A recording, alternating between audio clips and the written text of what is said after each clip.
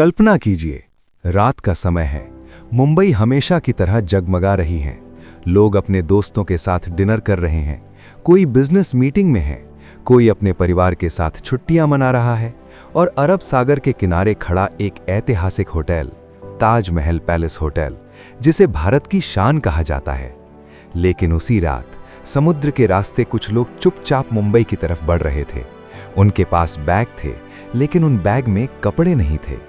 उन बैग में थे AK-47, हैंड ग्रेनेड, गोला बारूद, और उनके दिमाग में सिर्फ एक ही मिशन था, मुंबई को दहशत में डुबो देना। 26 नवंबर 2008, एक ऐसी तारीख जिसे भारत कभी नहीं भूल सकता, क्योंकि इसी रात मुंबई में शुरू हुआ था भारत के इतिहास का सबसे खतरनाक आतंकी हमला, और इस हमले का सबसे बड़ा निशाना बना ताजमहल पैलेस होटल। लेकिन सवाल है, आखिर ये आतंकी मुंबई तक पहुंचे कैसे? कहानी शुरू होती है अरब सागर से। पाकिस्तान के कराची से एक छोटी नाव निकलती है। उस नाव में सवार थे 10 आतंकी। इन आतंकियों को महीनों तक ट्रेनिंग दी गई थी। उन्हें सिखाया गया था कैसे हमला करना है, कैसे लोगों को बंधक बनाना है, कैसे दुनिया का ध्यान अपनी तरफ खींचना है। इनका मिशन साफ था, मुंबई में जितना ज्यादा हो सके उतना ज्यादा खून बहाना। समुद्र के बीच में इन आतंकियों ने एक भारतीय मछली पकड़ने वाली नाव को रोका। उस नाव का नाम था कुबेर। नाव के कप्तान अमर सिंह सोलंकी।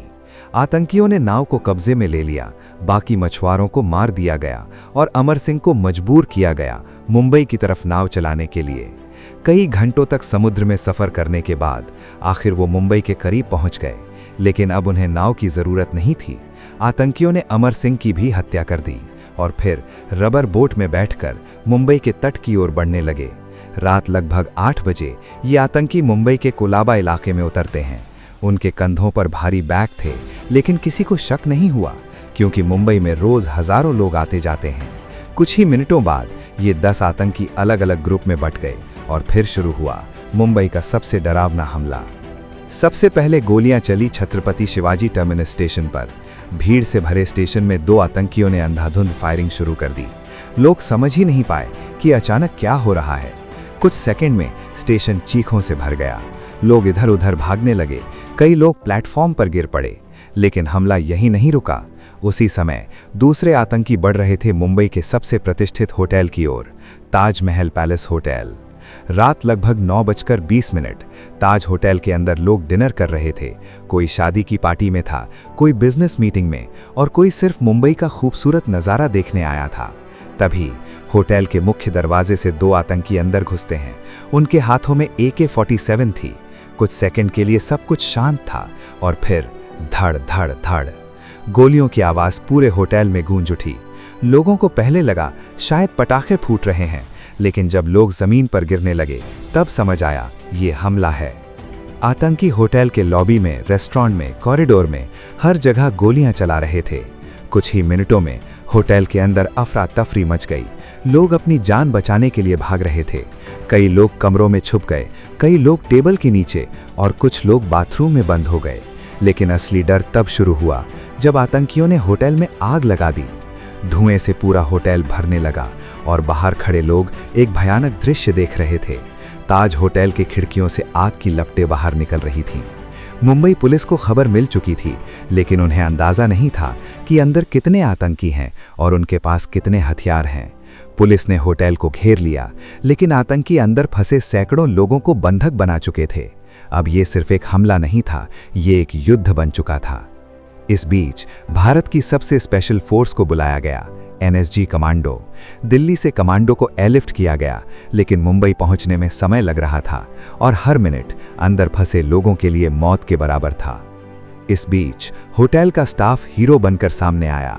कई कर्मचारियों ने अपनी जान जोखिम में डालकर मेहमानों को बाहर निकालना शुरू किया। ताज होटल के जनरल मैनेजर करमबीर सिंह कांग, उन्होंने भी होटल में फंसे लोगों को बचाने के लिए अपनी पूरी ताकत लगा दी। लेकिन इसी बीच एक दर्दनाक खबर आई। करमबीर सिंह कांग का अपना परिवार होटल के अंदर ही फंस गया था।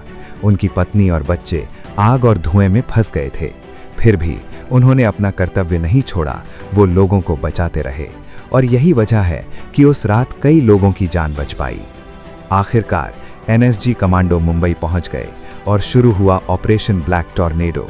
कमांडो धीरे धीरे होटल के अंदर बढ़ रहे थे। हर कमरे की तलाशी ली जा रही थी, लेकिन आतंकी हर मंजिल पर छुपे हुए थे और बार बार फायरिंग कर रहे थे। इस ऑपरेशन में भारत के कई बहादुर जवान शहीद हो गए, लेकिन कमांडो पीछे नहीं हटे। लगातार 60 घंटे तक होटल के अंदर गोलियों की आवाज गूंजती रही।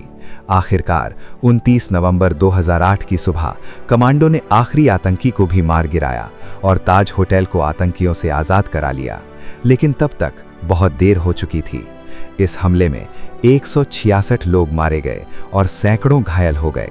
मुंबई रो रही थी, पूरा भारत गुस्से में था, लेकिन इस हमले ने दुनिया को एक चीज दिखा दी: भारत कभी डरने वाला नहीं है।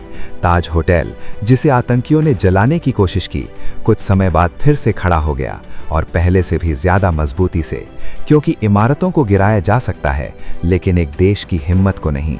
और 26/11 हमेशा याद दिलाता रहेगा कि आतंकवाद कितना खतरनाक होता है, और ये भी कि जब देश पर हमला होता है तो साधारण लोग भी हीरो बन जाते हैं। ताज होटल आज भी खड़ा है मुंबई के समुद्र किनारे, लेकिन उसकी दीवारों में आज भी गूंजती है उस रात की कहानी। 26 नवंबर 2008, एक ऐसी रात जिसने इतिहास बदल दिया और भारत को हमेशा के लिए आतंकवाद के खिलाफ और मजबूत बना दिया।